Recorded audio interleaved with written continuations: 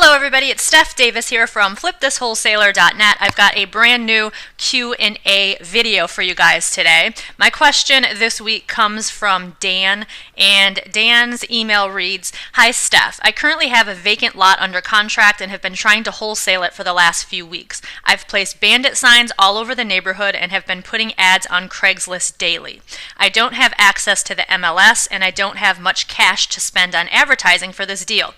I've spoken with several investors who are looking for deals, but all of them are only interested in buying single-family homes. Do you have any suggestions on cheap and easy ways to find a buyer for this lot before my time runs out? Any advice would be appreciated. Thank you, Dan." All right, Dan. So first off, I want to say you mentioned that you are putting ads on Craigslist and putting bandit signs out. That's great. One other thing that you can do is I would suggest printing up some flyers and heading down to your local RIA. That's a great way to get a lot of eyes on your deal. Even if you don't find a buyer at the RIA, you might find someone who knows someone else who might be interested. So I would definitely do that. It's not going to cost you anything except for the cost of flyers, which are cheap. So, but also I wanted to show you this trick, not really trick, but this research that you can do on Zillow. I know you said that you don't have MLS access. This is something that you could also do on the MLS, but since you don't have access, I'm going to show you how to go into Zillow and do some research to see if you can find a buyer. Now, you mentioned that you've spoken with a lot of investors who are looking for deals, but they're only looking for single family. So what we're going to do here is go into the neighborhood where the lot is located. Actually, I'm just going to use an example. I'm going to pick a neighborhood here where I'm at and kind of show you how this would be done.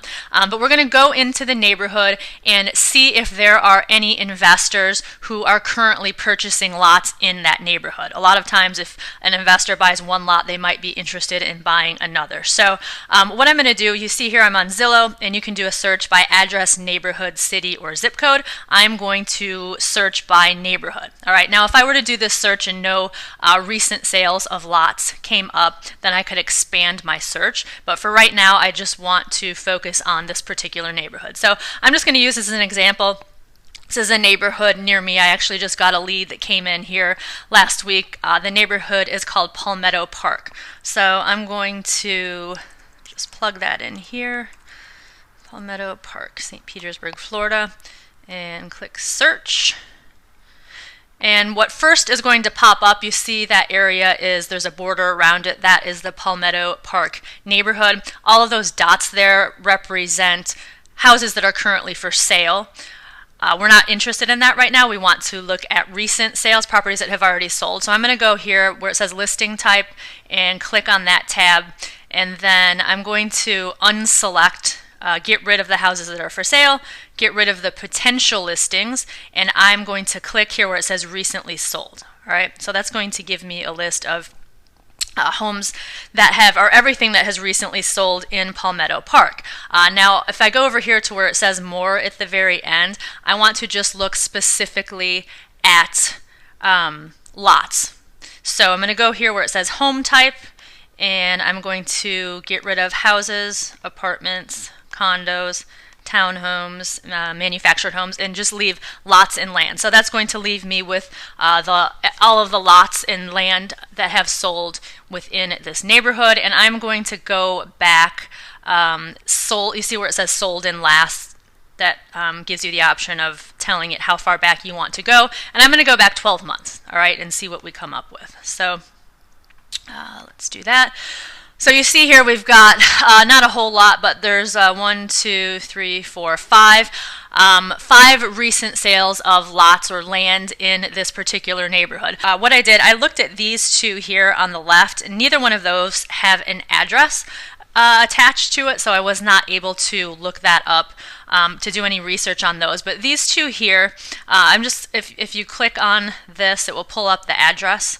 And this one here is 2424 4th Avenue South, and that was sold on 11/16 of 2015. So that was sold recently, just a couple of months ago for $15,000. So what I want to do, I have the information here that probably an investor purchased a lot in this particular neighborhood. I want to find out who that investor is and then see if I could find their contact information and give them a ring or send them a letter to see if they would be interested in my deal. So what I'm going to do is just take this address and I'm going to go into my property appraiser website. Where I'm at, and in a lot of areas, you can, if you have a property address, you can plug it into either your property appraiser website, or sometimes it's called something different, but you can find out who the owner is of that particular property. So I'm just going to go in here.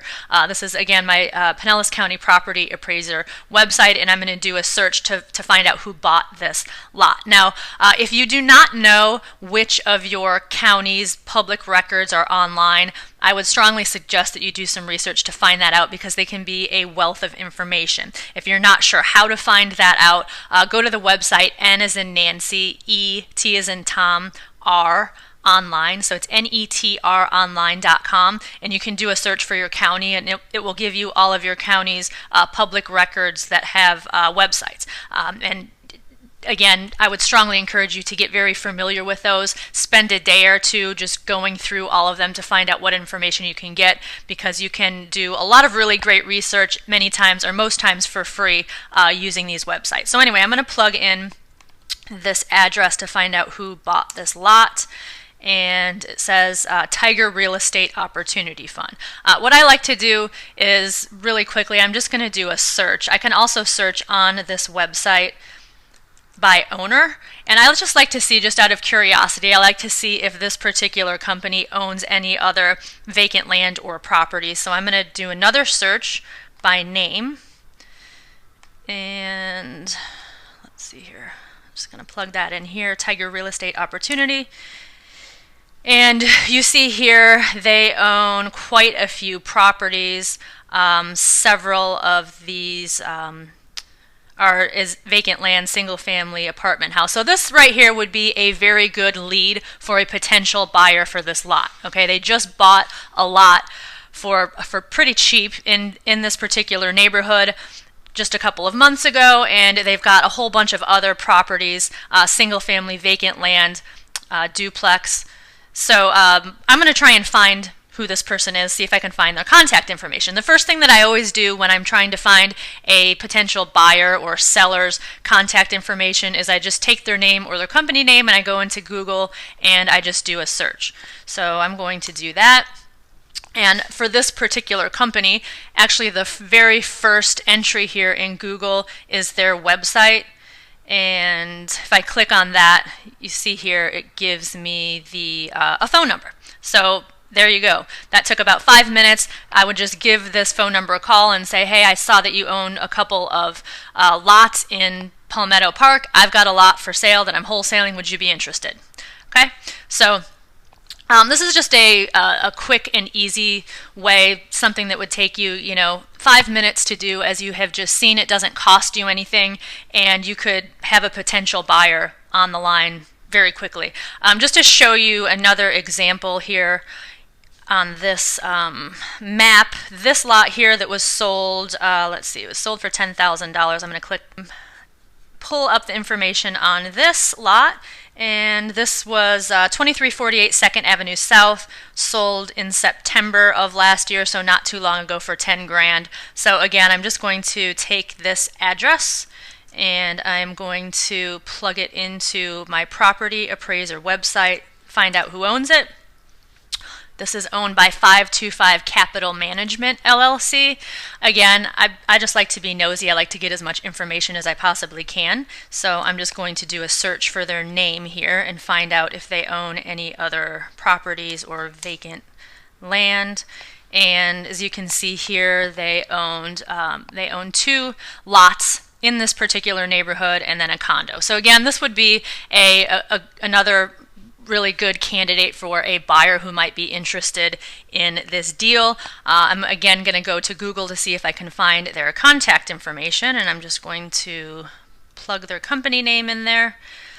And this one, again, the very first thing that came up is you get a phone number, and an address. So you're not always, every single time, it's not going to pop up with their phone number. Sometimes you're going to have to do some more digging. Sometimes you might only have a mailing address where you could send them a letter, which is okay. I personally would much prefer to get a phone number, so I dig and dig and dig and dig, either until I find one, or if I don't, I'll send them a letter. But one other thing that you can do, if you are not in a county where you can just go plug in an address and get the owner's name, another option would be if your tax assessor has a website where you can go search, you can go plug in the address that you're searching for into the tax assessor website, and many times it will give you the mailing address where the tax bill is sent. So then at least you have the mailing address of the owner and you can send them a letter. So that's just another tip for you if you don't have the capability to go into your property appraiser and do the research that I just did. But anyway, those are just a couple of ideas for you.